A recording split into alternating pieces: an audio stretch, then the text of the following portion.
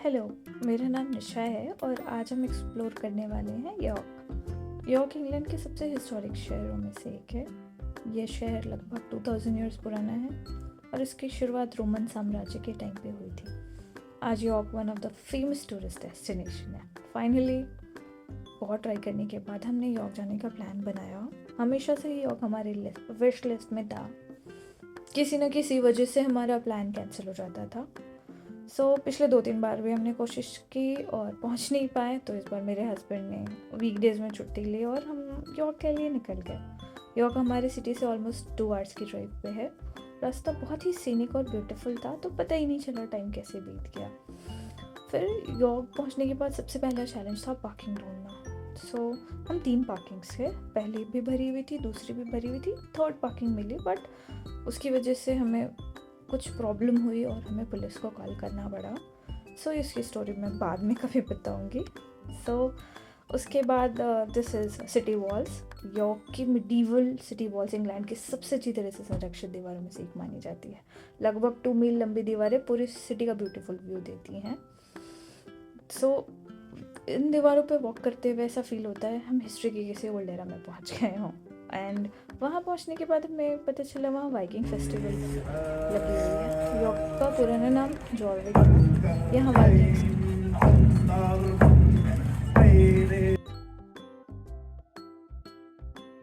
जैसे कुछ गाना वगैरह भी चल रहा था साथ में, तो मैंने इसे थोड़ा रिकॉर्ड किया। वहाँ उस लोकल लैंग्वेज में कुछ ये गा रहे हैं। और ये फेस्टिवल फरवरी में होता है और ये यूरोप का सबसे बड़ा वाइकिंग फेस्टिवल में से एक माना जाता है। तो इस फेस्टिवल के दौरान लोग वाइकिंग कॉस्ट्यूम्स पहनते हैं, स्वॉर्ड फाइटिंग डेमोन्स्ट्रेशंस होते हैं और पूरा सिटी एकदम हिस्टोरिकल वाइब में कन्वर्ट हो जाता है। स्ट्रीट्स पे परेड्स निकलती हैं, ट्रेडिशनल म्यूज़िक बजता है, बहुत चीज़ें होती हैं जो लगता है कि 1000 साल पीछे चले गए हैं। आज भी हर साल यहाँ वाइकिंग फेस्टिवल मनाया जाता है। Keeps the historical heritage of the city alive. And then घूमते घूमते हमें भूख लग गई। हम रेस्टोरेंट में जा पहुँचे। नेपाली रेस्टोरेंट था। हमने वहाँ मोमोज एंड झोल मोमोज ट्राई किए एंड काफ़ी समय बाद इंडियन टेस्ट मिला। ये है द शैम्बल्स, यॉर्क की सबसे आइकॉनिक और ब्यूटीफुल स्ट्रीट्स। ये एक मिडीवल स्ट्रीट है जो 14th सेंचुरी से यहीं खड़ी है और आज भी ऑलमोस्ट अपने ओरिजिनल फॉर्म में प्रिजर्व्ड है।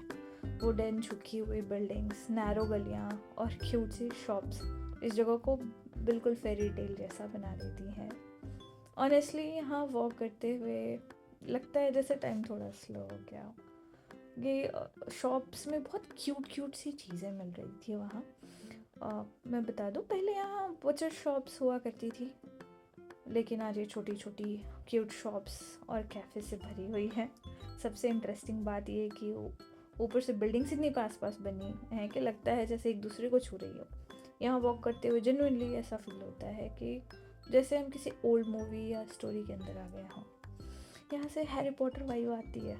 कई लोग कहते हैं कि द शैम्बल्स ने हैरी पॉटर की डिएगन एली को इंस्पायर किया था, और सच में यहाँ का इन्वायरमेंट थोड़ा मैजिकल सा लगता है। द शैम्बल्स में आपको काफ़ी हैरी पॉटर थीम शॉप मिलेंगी जो बिल्कुल डिएगन एली जैसा फील देती हैं। यहाँ vans, Hogwarts scarfs, house merchandise, mugs, की चेन्स एंड बहुत सारी मैजिकल चीज़ें मिलती हैं। शॉप्स के अंदर का डेकोरेशन भी पूरा हैरी पॉटर वाइब देता है। Wooden shelves, vintage lighting and fantasy style interiors. अगर आप हैरी पॉटर के फ़ैन ना भी हों तो भी ये जगह एक्सप्लोर करने में काफ़ी फ़न लगता है। लोग यहाँ स्पेशली फ़ोटोज़ लेने के लिए आते हैं क्योंकि हर कॉर्नर इंस्टाग्राम वर्दी लगता है। यहाँ फ़ोटोज़ लेने का अपना ही मज़ा है। नैरो गली, वुडन बिल्डिंग्स और मैजिकल शॉप्स बैकग्राउंड में हो तो हर पिक्चर सिनेमेटिक लगती है, स्पेशली शाम के टाइम जब लाइट्स जलती हैं। पूरा एरिया और भी ड्रीमी हो जाता है। And we also visited the shop that must not be named in the Shambles, which is Harry Potter themed store filled with magical merchandise. So that was really a nice experience. And then हम थोड़ा आगे बढ़े ये सब चीज़ें देखने के बाद, तो हमें दिखा York Minster. York Minster officially known as Cathedral and Metropolitan Church of St. Peter in York, is one of the largest Gothic cathedrals in Northern Europe.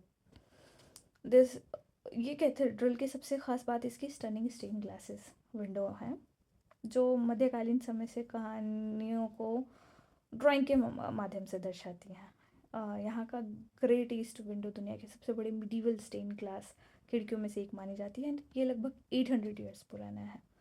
तो उसके बाद ये लाखों टूरिस्ट इसकी खूबसूरती देखने आते हैं एंड ये सब देखने के बाद ऑलमोस्ट रात हो गई, तो फिर हम वापस रिटर्न हो गए अपने सिटी। सो दैट्स इट, मिलते हैं नेक्स्ट वीडियो में।